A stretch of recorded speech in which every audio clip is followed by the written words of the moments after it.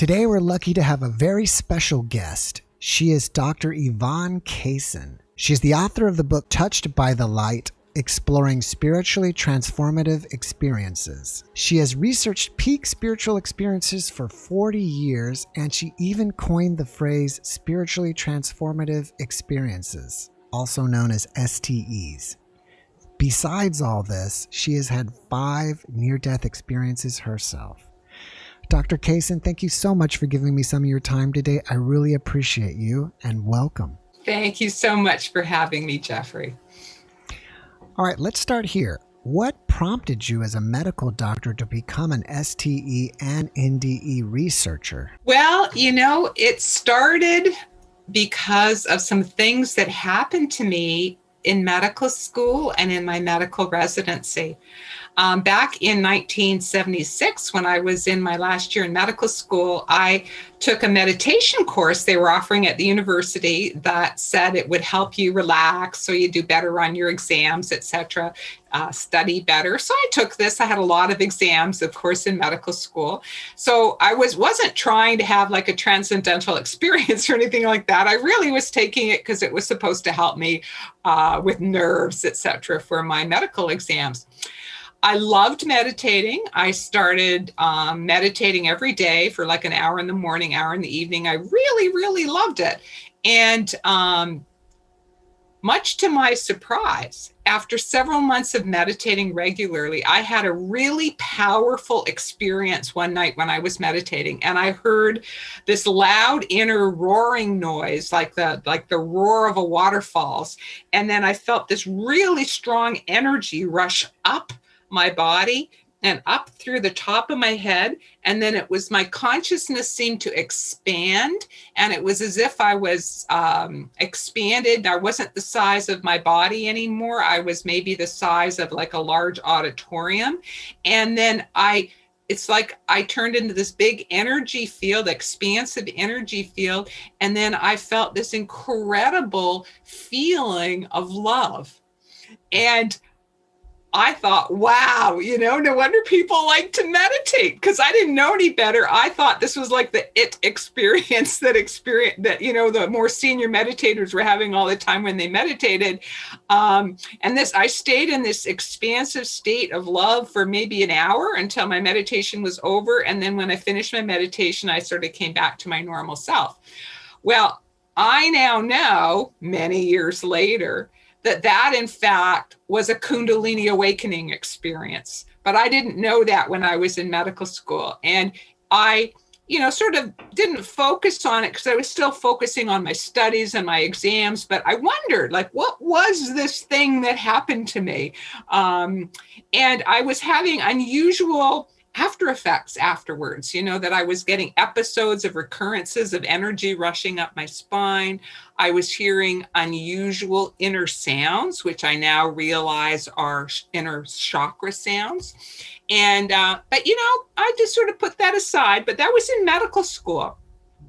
And then when I was finishing my medical training, when I was a medical resident, when I was finishing my residency training, I had another really powerful experience, a different one. This time I was in a medevac, March 27th, 1979. I was in a medevac by small airplane, a critically ill Native Indian woman. I was sent to work for a month in Northern Ontario in the middle of winter, and we were flying this critically ill woman in a medevac by airplane, and the plane crashed. The plane crashed, and it crashed, fortunately, rather than into the forest, onto the surface of a semi-frozen lake, and then the plane sank, and I had to swim a long distance to shore. I'm just making the story short for you. I described the story, all my near-death experiences in a lot more detail in my book, but in the process of almost drowning and almost freezing to death when I was swimming to shore and then ultimately made it to the closest shore, I had what I now know was a near-death experience. But back then, I didn't know what this was. As I was swimming to shore, again, I heard a loud roaring noise, sort of like the roar of a waterfalls. And then I felt my consciousness rise above my body. And then it wasn't even as straightforward as that, because it was actually like my consciousness was two places at the same time. And I compare it to like the split screen TV, where you have a big image that's the most of the image on the TV, and then you have a little tiny image in the corner. So it was like the main part of my consciousness had left, and I was now above my body, but there was still a little part of my consciousness that was down in my body, because I was still trying to swim to shore. I was struggling trying to swim to shore when this was happening.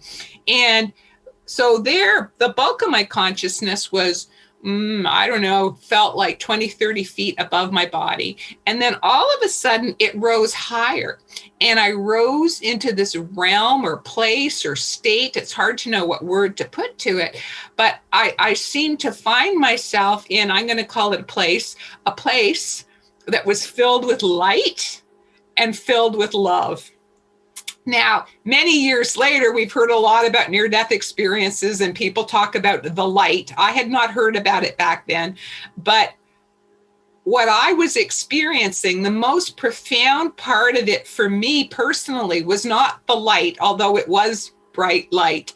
It was the love that I was feeling. The most powerful part of that experience was this incredible, powerful, unconditional love that I was feeling. I felt like I was home. You know, that this was where I belonged. And although I did not hear words being spoken to me or get any messages telepathically, I just somehow knew things while I was in this realm of light and love. And what I somehow knew, I mean, for a moment, I saw like a face of light, and then it sort of faded from view into the periphery, sort of like soft white clouds. And, but what I knew in this light and love-filled place is somehow I knew, just to my soul, I knew that what I was experiencing was the love of the higher power, or what I had been raised to call God. And what I was experiencing, God or the higher power, was not at all like what I had been taught God was like. You know, it was not like a man with a long white beard sitting on a throne judging us. Have you been good? Have you been bad? No, that was not what I was experiencing at all. It was something completely different.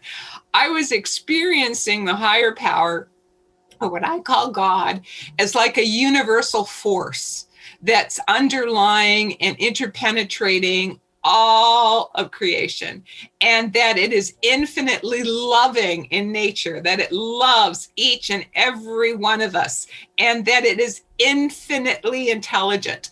And I knew somehow also, while I was in this realm of light, shall we call it, that what I think of as me would live on, whether my body down there that was swimming to shore lived or not. And me would continue to live, even if that body down there didn't survive the ordeal. Anyway, through a whole bunch of series of coincidences, if you believe in that, or miracles, or the grace of God. There just happened to be overhead a plane flying overhead that picked up our SOS when we crashed, and no otherybody else would have heard it unless they were directly overhead. But yeah, there just happened to be a plane directly overhead, and they radioed down to ground, and where we'd swum to was an island, and the only way you could get there was with a helicopter, and normally there's no helicopter anywhere, but just by coincidence that day, a helicopter had set down because of the bad weather about 5 miles from where we had crashed, and they happened to pick up the relayed down message about that there's a plane down. They got the approximate location. Anyway, so this helicopter came out with two pilots who had never met each other before. They were both grounded by the bad weather, but not even thinking of risking their lives. They went out, they looked for us, they found us.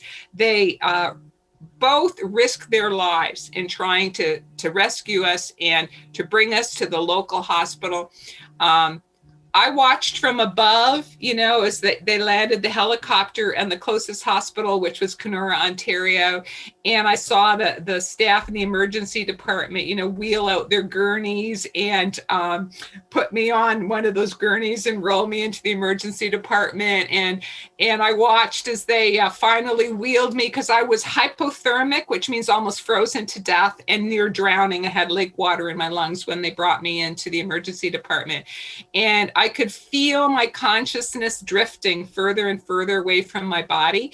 And I knew that I was dying, but I was totally at peace, because I knew I would live on even if my body died. And I was really surprised when all of a sudden I heard a voice say, "Boy, could I use a hot bath."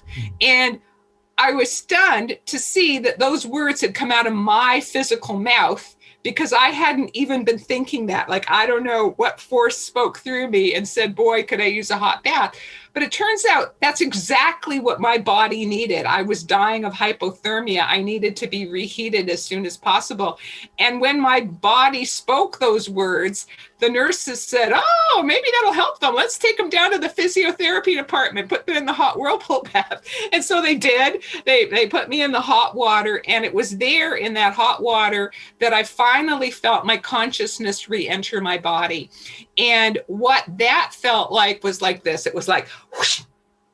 It's sort of like, it felt like when they depict on television a genie being sucked into a bottle, that I was in this big, expansive place up there. And then whoosh, suddenly, through what felt like the top of my head, I was being sucked into the small confines of my body.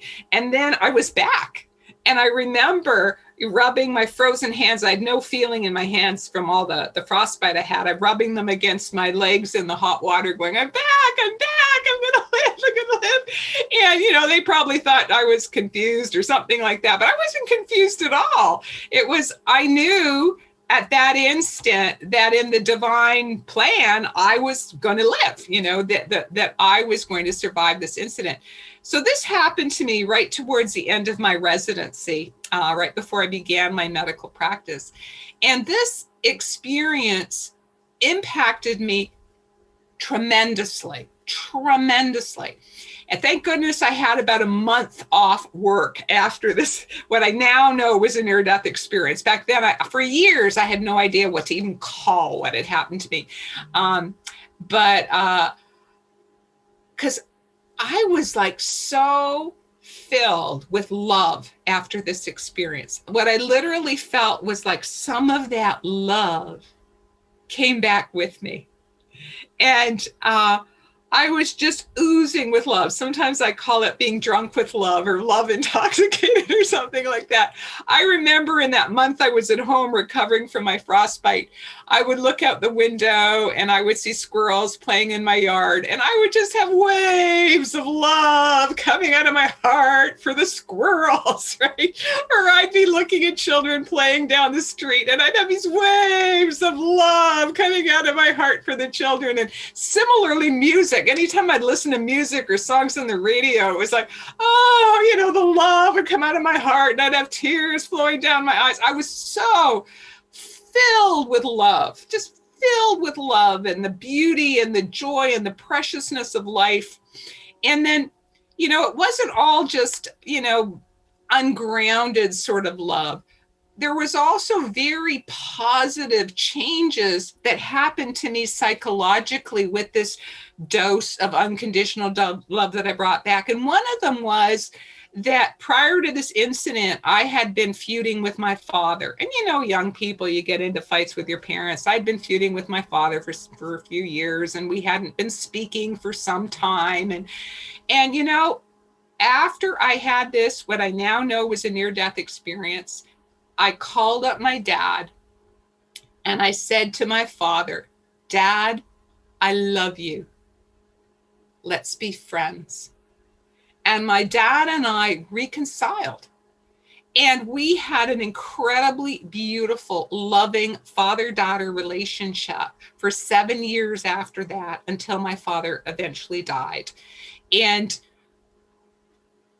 nothing about my father had changed. He was still the same as he was before I had my experience. It was me that had changed. It was those things that had, were so maddening to me before. All of a sudden, it was like they didn't matter. All that mattered was the love, that my priorities really shifted. And so this was one of the profound changes that happened in me after that near-death experience. Another thing that really, really changed in me was that I absolutely lost my fear of death.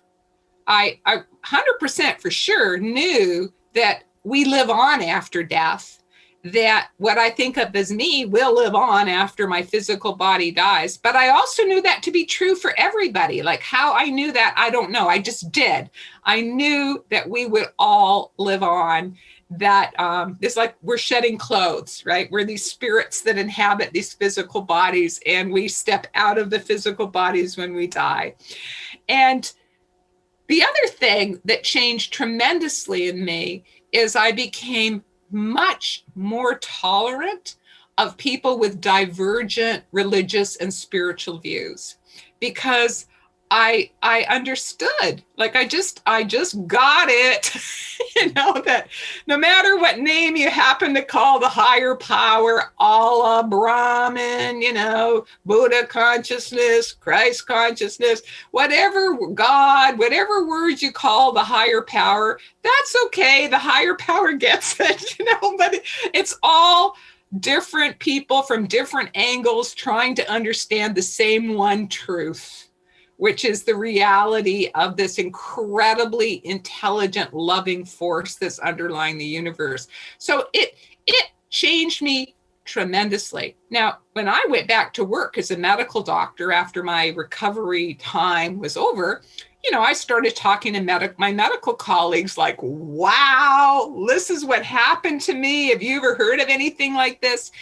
And people knew me. They knew I wasn't crazy or flighty or anything like that. I was a very well-respected medical doctor, but nobody had heard of anything like this back then. And so all of my medical colleagues would come up with this theory, a medical theory about how it was a hallucination, that it was a hallucination brought on by an electrolyte imbalance. Like what? A hallucination brought on by a low blood sugar. And I'm going, no, I've seen people with low blood sugars. Like this is not a low blood sugar reaction.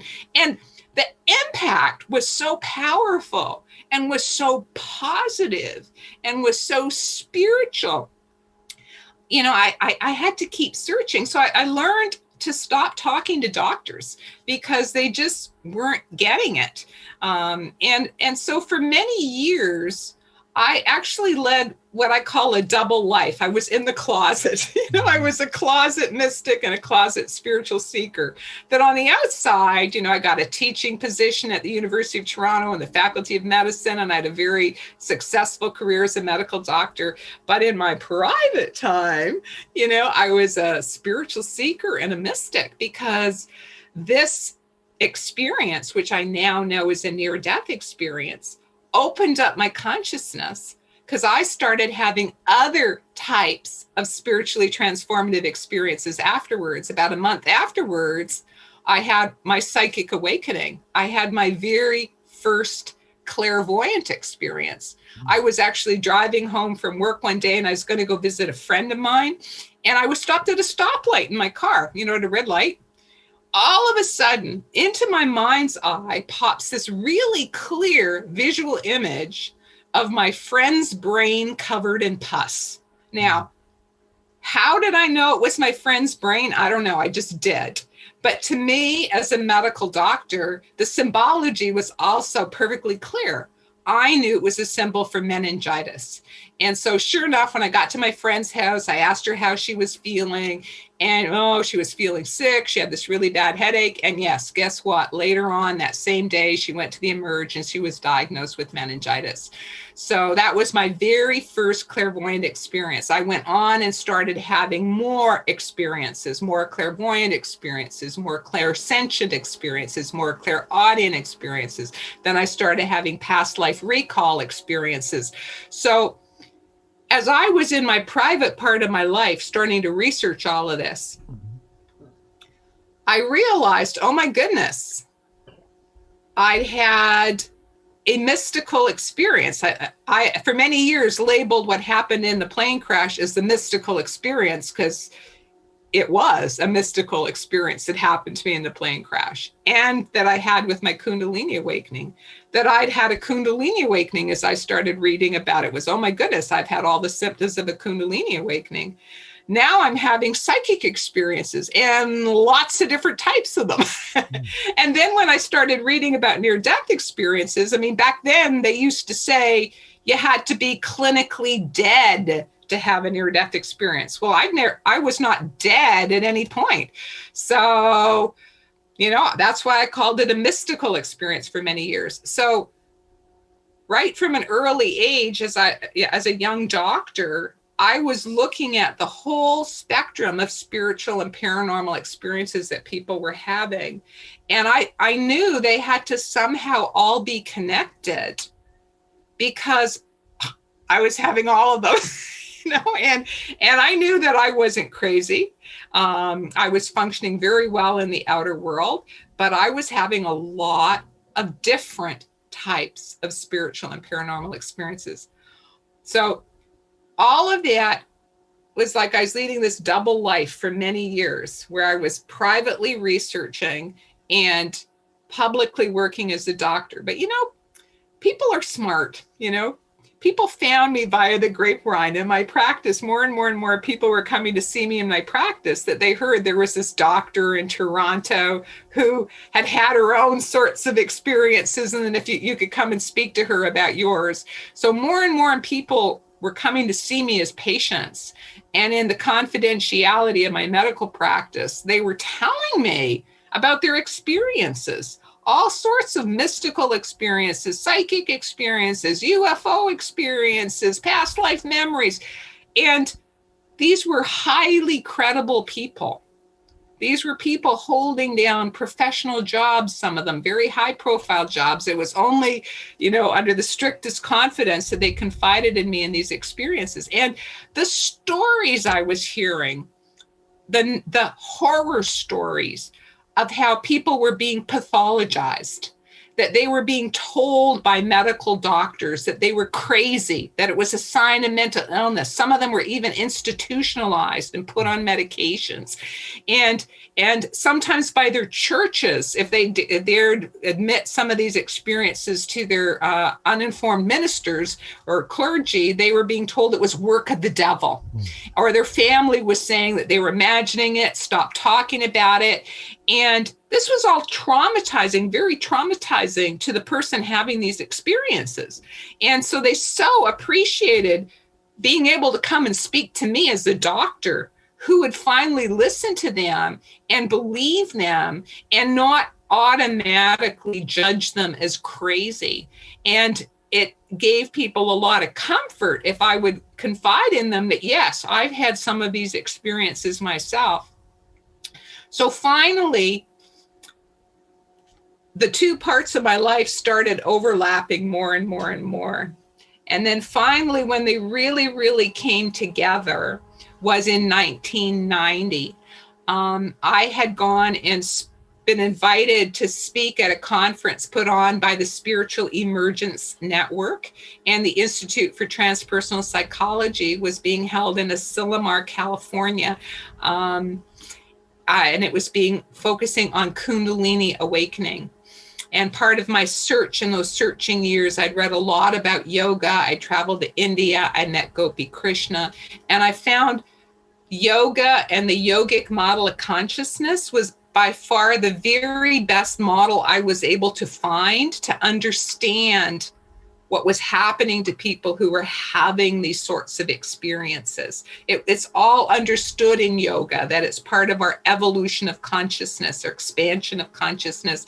They have words for it. Mystical experiences are samadhis, and all these psychic phenomenon are called siddhis, and the spiritual energy is called kundalini, that there was a vocabulary that this is not crazy. This is normal, and it's part of our spiritual evolution and growth.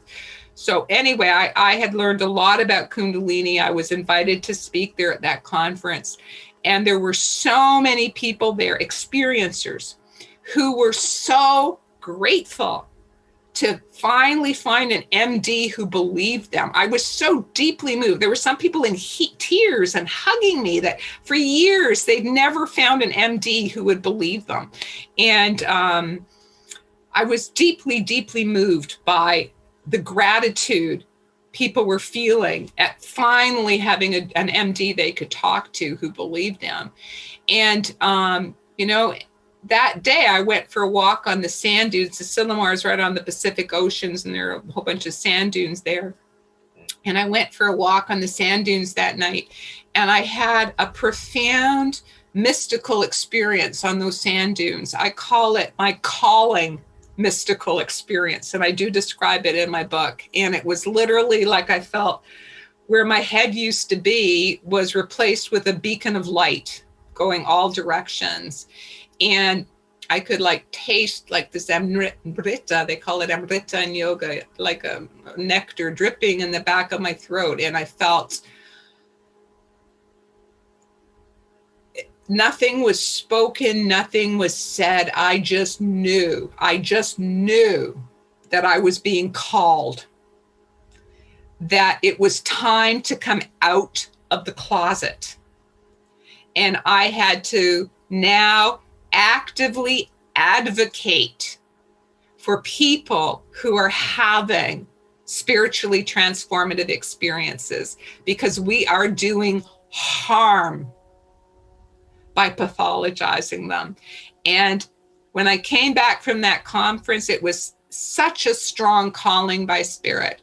I went to my university chairman, because I had a faculty position at the University of Toronto. And I said, I'll resign my position if you want, but this is what I'm going to do now with the rest of my career.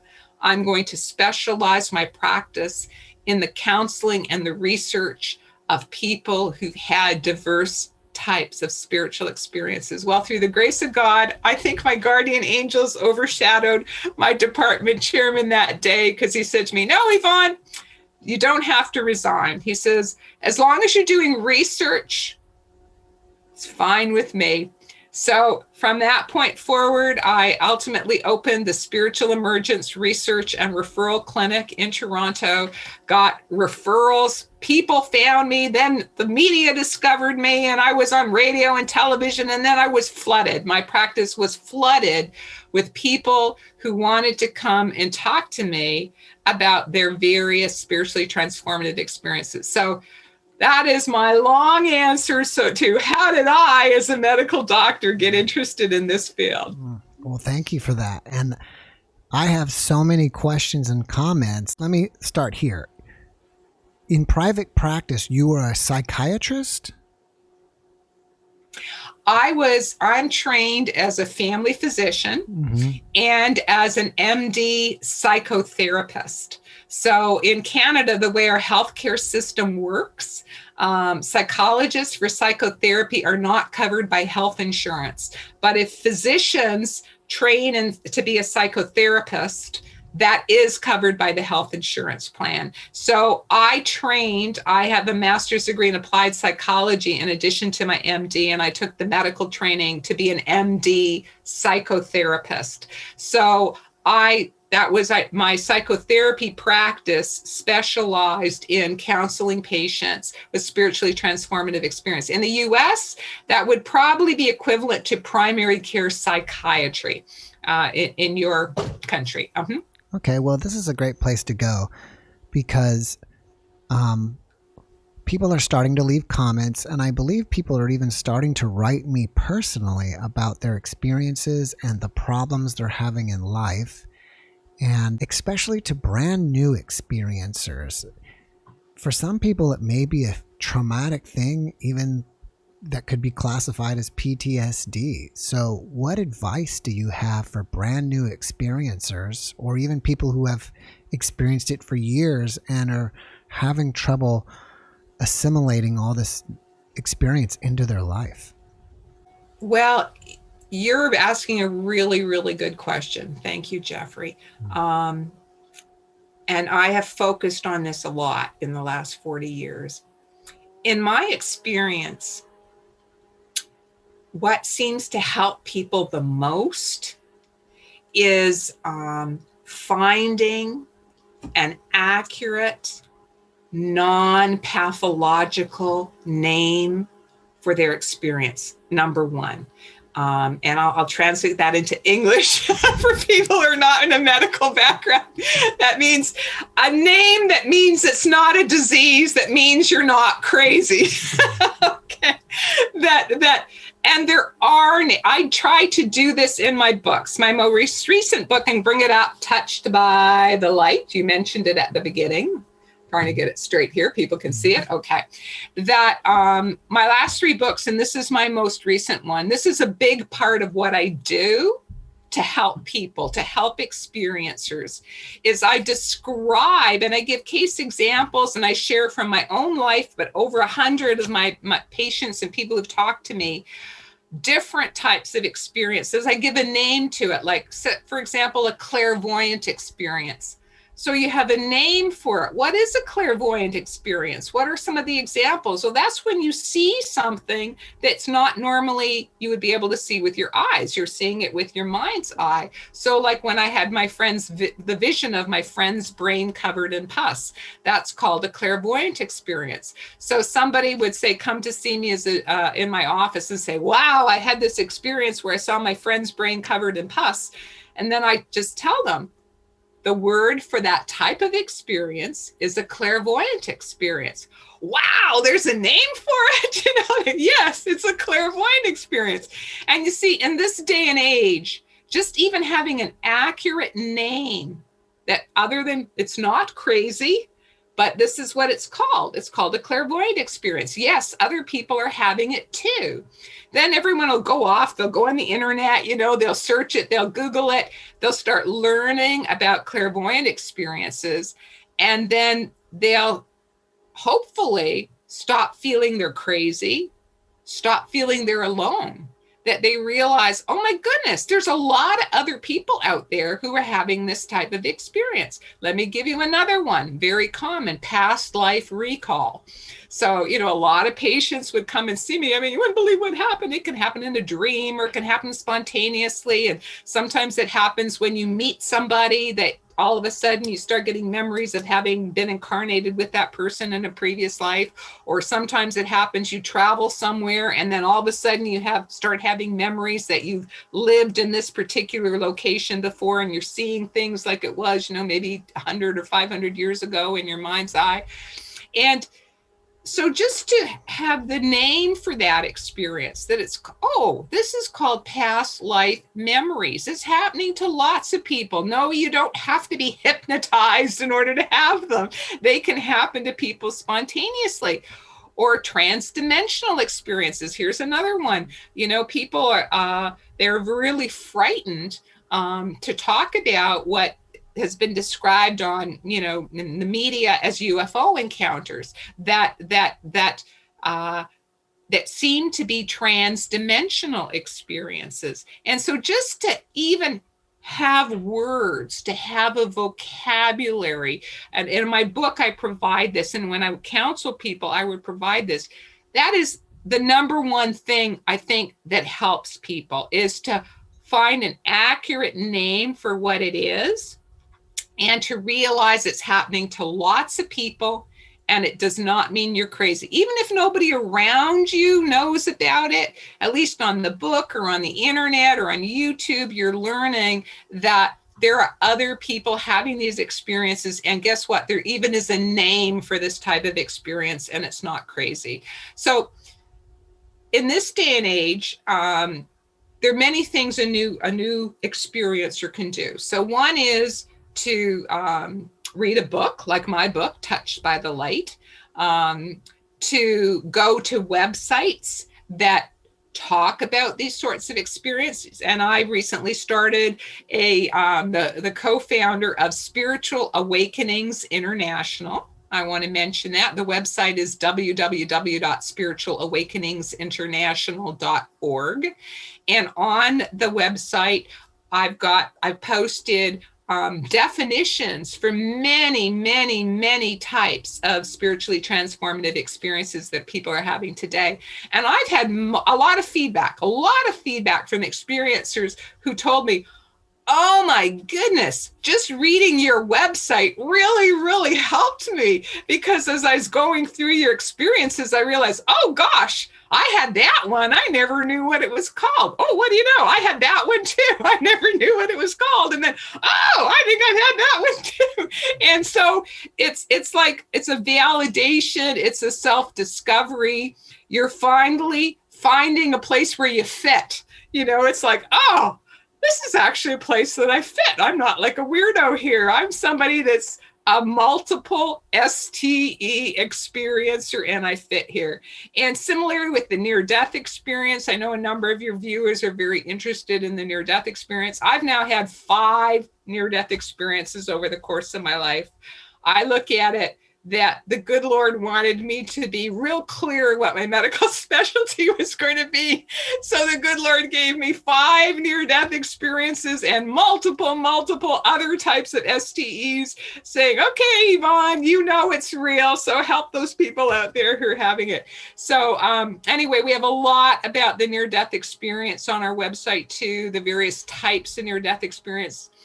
And in addition, on our Spiritual Awakenings International website, we have videos posted of some of our speakers who've spoken on this topic. And I actually gave a presentation, I think it was last month, and it's posted on our website called Everything You Need to Know About Near-Death Experiences. So I go through all of the features of near-death experiences, from my 40 years of researching it. What are the after effects, the physical, the psychological, the spiritual? And so people can read through that list and go, oh gosh, what I'm experiencing is normal for somebody who's had a near-death experience. So going to websites such as mine, listening to shows such as yours is another thing people can do, because just hearing other people's stories is also very, very validating. So now that you've identified yourself as, let's say you've identified yourself as someone with a near-death experience who now has mediumship abilities, that if you listen to a show like yours, Jeffrey, that people will start feeling more normal, because they're going to discover that, gosh, a lot of near-death experiencers afterwards find out they develop mediumship abilities. I'm not alone in this. So basically, that's how I'd say people should start, who are the new experiencers. All right, let me run something by you here. About 20 podcasts or so back, a near-death experiencer revealed to me that there are parts of the experience that they will not reveal to anybody publicly. They may only share that with other near-death experiencers. And after hearing that, I started asking this question quite oftenly. And I can confirm that quite a few people say, yes, that's true. And when I ask them to share, they still won't share, which is okay. Which is okay, because I want people to be comfortable and share whatever they want to. So I wanted to know if you knew about that and what your thoughts are on that.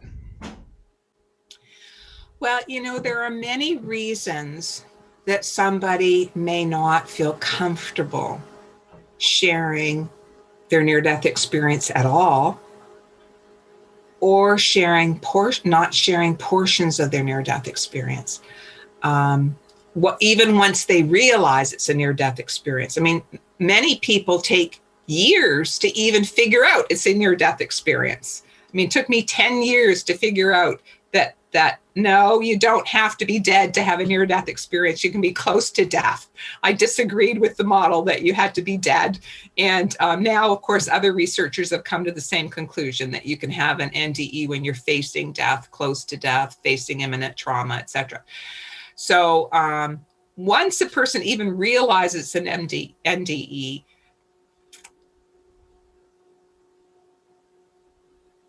I mean, I'll just share for myself. My NDE I had in 1995 was one of the most profound I'd ever had. I had 2 as a child that were out-of-body type near-death experiences. I had the white light NDE in 79 that I told you about in the plane crash. I had another one in 1995.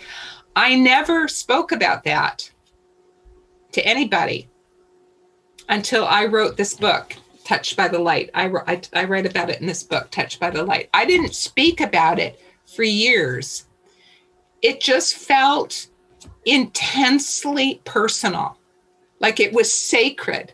It was a deeply personal, sacred experience. And it just, it's sort of like you don't walk around with your pants down, that's personal, that's private. And that's sort of how it felt to me, that this was something incredibly beautiful, but yet incredibly private. And I only started sharing it now with the release of my last book, because Spirit very strongly pushed me to share what I've experienced, so that after I'm gone, I'm a senior now, hopefully I'll be around for a number more years, but after I'm gone, my books will still be here. So people can read that and go, oh, I had an experience like that. I'm not the only one. I felt it was important that I document it. And I'll just say very briefly here that what was really, really personal to me, that I was not comfortable to share for more than 20 years, was that afterwards, what it did to my consciousness, it was after that near-death experience, for 2 months, I was in a unitive state of consciousness. It was what they talk about in yoga, what they talk about in mysticism, where the veil was rent, and I felt my oneness with the divine 24/7. And I knew that what the great mystics and saints talk about, this oneness with the divine, was possible.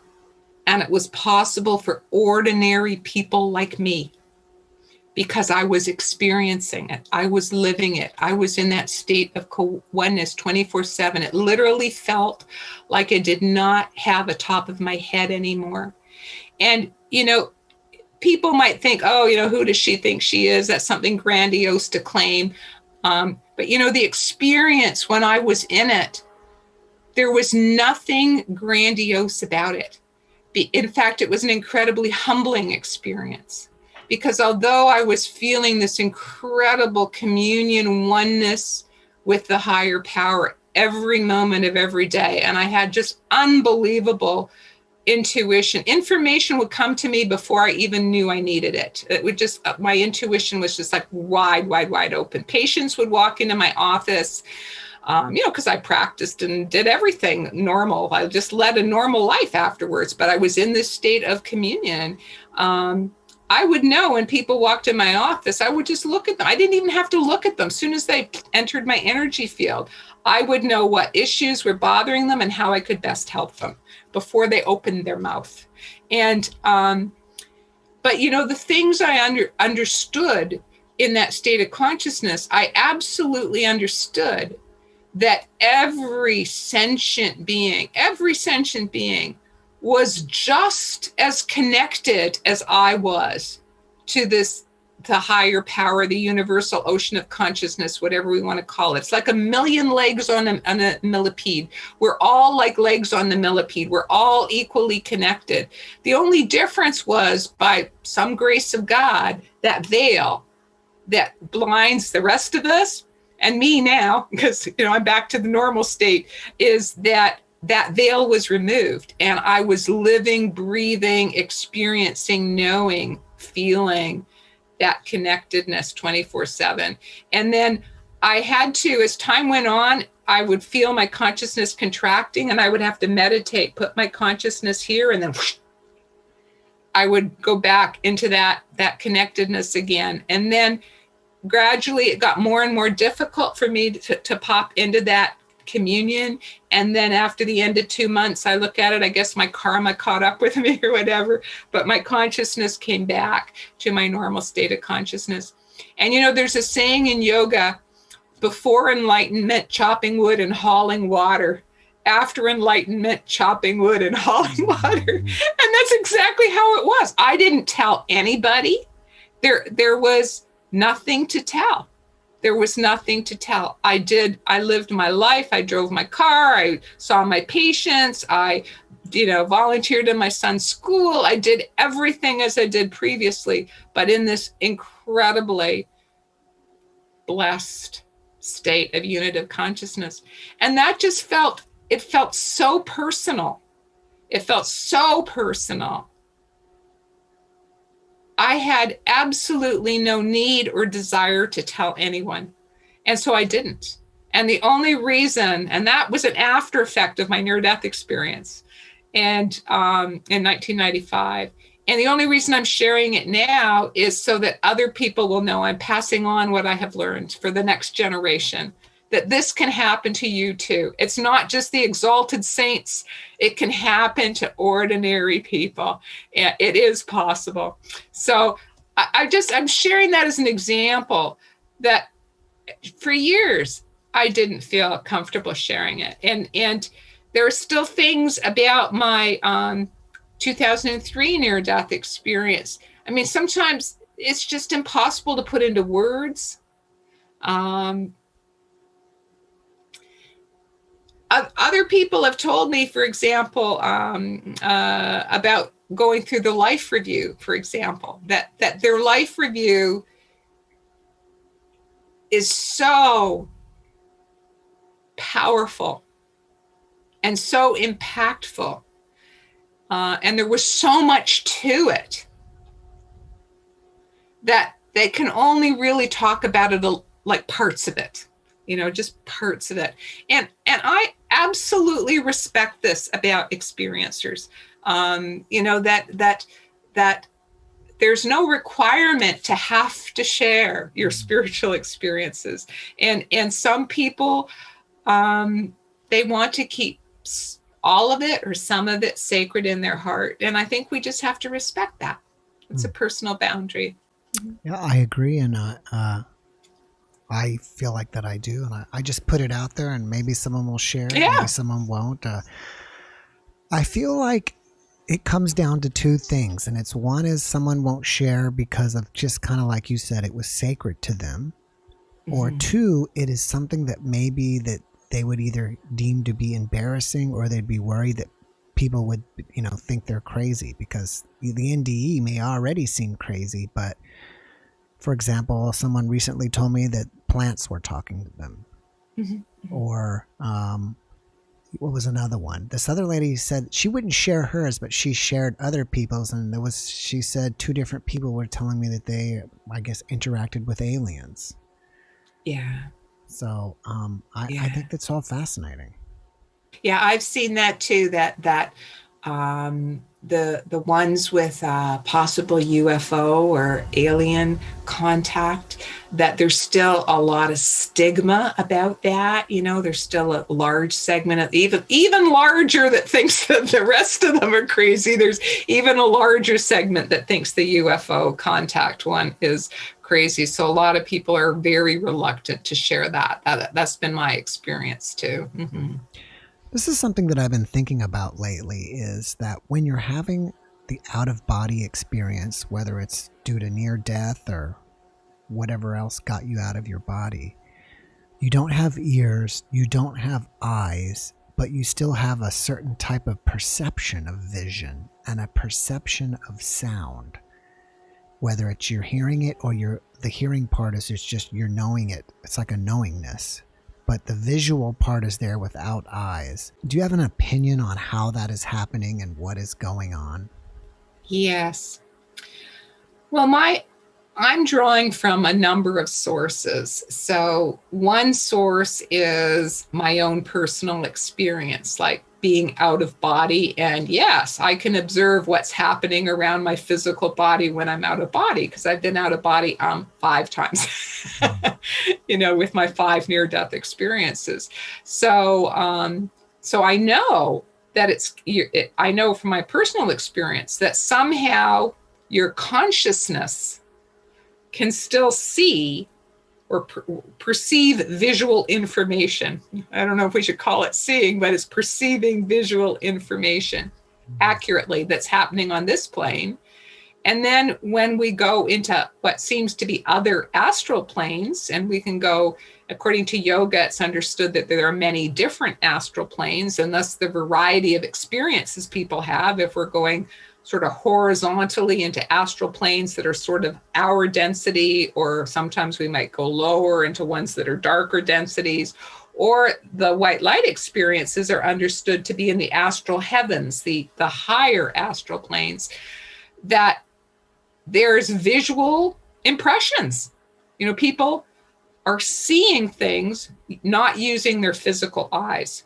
So it appears that perception, visual perception, is something consciousness does, that the eyes are what consciousness uses when you're in your body, but when you're out of your body is somehow your consciousness perceives visually. Now that reminds me of a very interesting fact, which you're probably aware of, that there's been some research into blind people having out-of-body experiences. So people who are physically blind in their physical form, when they're out of body, are they able to have visual perceptions? And they are. So that tends to confirm that it's our consciousness that is perceiving when we're out of body. And if your consciousness is in a layer of clothing, our physical body, and the eyes are broken, they're not working, we're physically blind, then we're not able to see, right? We're not able to see because the apparatus for seeing through the body is broken. But if you get out of the body, the consciousness can still see. So I've seen you on Facebook, and it looks like you're doing live streaming there. Would you share with us what your Facebook page is? Okay. My Facebook page, take a look for it, Spiritual Awakenings International.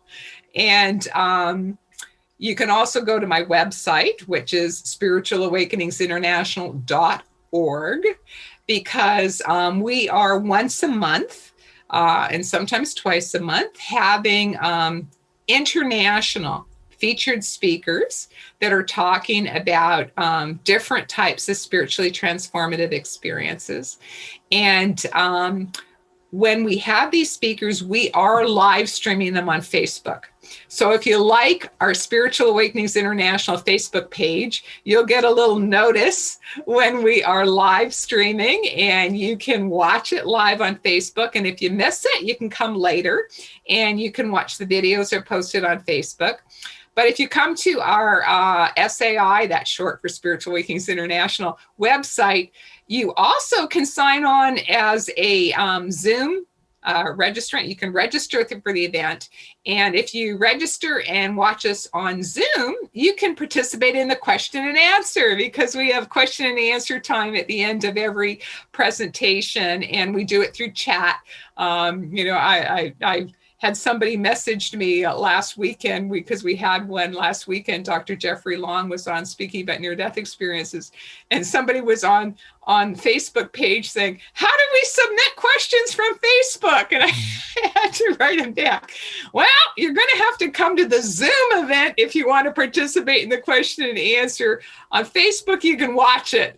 But if you want to be participating and actually submitting your questions, you go to our website, register, and then you can participate in the question and answer period on chat. So we have a bunch of our videos already posted on our Facebook page, and a bunch of our videos details pasted on our website, spiritualawakeningsinternational.org. I want to mention here too that we're going to be having our very first online conference, and it's going to be June 12th and June 13th. That's a Saturday and Sunday.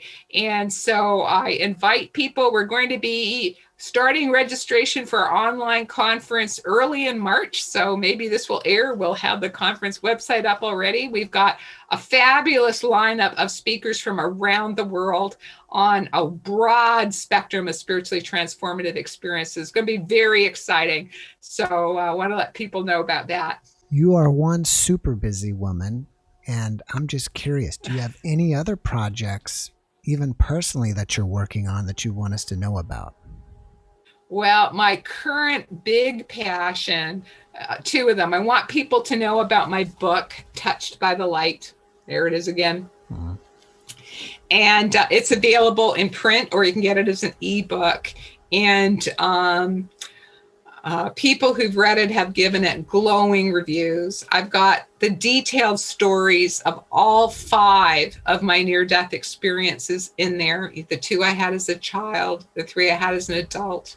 I didn't get a chance to mention that my last near-death experience in 2003, I was actually clinically dead for a period of time.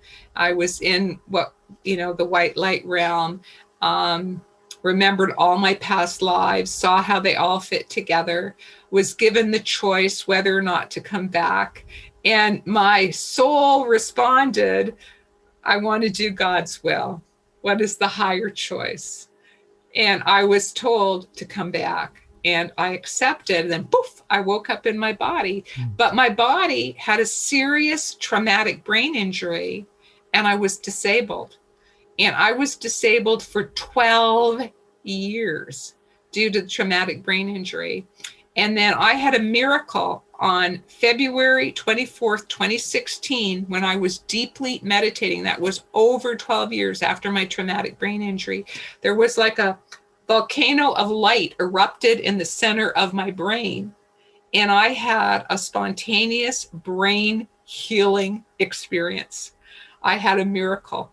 My brain was healed, and I immediately started writing prolifically. My inner guidance was pass on what you have learned. And this book, Touched by the Light, sorry to hold it up all the time. Whoop, it's not showing up clearly. But that is the first book I wrote after my brain healing.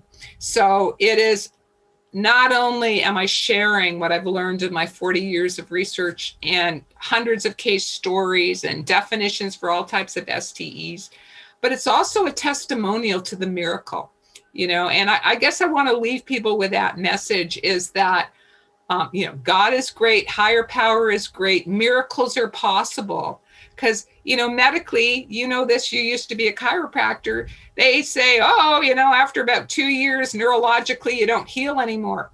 Wrong. 12 years later, I had a spontaneous brain healing. And now, I was the president of IANS in 2019 to 2020. Now in 2020, I'm the president of Spiritual Awakenings International. And I have more books that I'm planning to release in the future. And my whole passion is to raise awareness globally that we're truly spiritual beings. We do not die when our bodies die. And that we're going through a planetary, I think, spiritual awakening right now, where more and more people are having different types of spiritually transformative experiences. And we're all a family. That was great. Dr. Kason, I knew this was going to happen. I knew we were going to run out of time. I have a whole list of questions that I didn't even get to. So I hope you will come back and we can have a part 2 to this because there's a lot here left on the table. I'd be real happy to. Thank you, Jeffrey. All right, great. And thank you so much for giving me some of your time. I really appreciate you, and I wish you massive success with your books, the SAI, and everything that you're into. Well, I thank you so much. And I think it's great what you're doing with your show, and I wish you well with that as well, Jeffrey. Oh, thank you very much. All right, have a great evening. You too. Bye now. Bye-bye. Thanks for watching the Jeff Mara podcast. I really appreciate you. Another way to show support is through YouTube memberships. And if you do, there are loyalty badges and other perks depending on your level of membership. All you need to do is click the join button underneath the video to find out more. Thank you for your support.